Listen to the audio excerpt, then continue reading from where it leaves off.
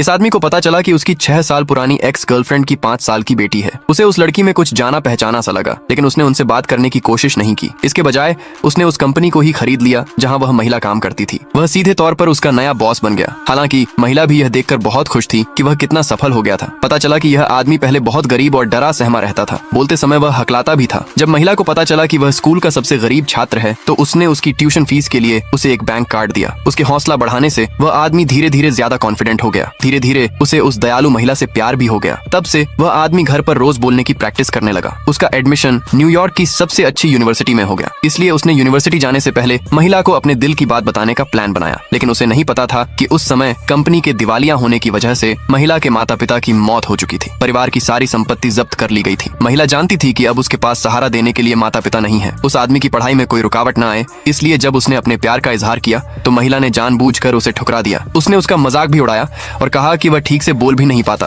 और उसका बॉयफ्रेंड बनने के लायक नहीं है। इससे उस अनजान आदमी को बहुत निराशा हुई। 6 साल बीत गए और वह आदमी एक पब्लिकली ट्रेडेड कंपनी का CEO बन गया। उस समय महिला को अपनी सबसे अच्छी दोस्त से पता चला कि वह अब कंपनी का सबसे बड़ा पार्टनर है। उसके साथ पार्टनरशिप की बातचीत करने के लिए महिला तुरंत उससे मिलने गई। वह एक एक्सक्लूसिव इंटरव्यू लेना चाहती थी कि कैसे वह एक चुप रहने वाले लड़के से एक अच्छे वक्ता CEO बन गया। लेकिन उस आदमी ने उसे बस एक होटल के कमरे की चाबी थमा दी। उसने उससे कहा कि वह रात में उस होटल में उससे मिलने आए। जल्द ही महिला उस आदमी के कमरे में पहुंच गई।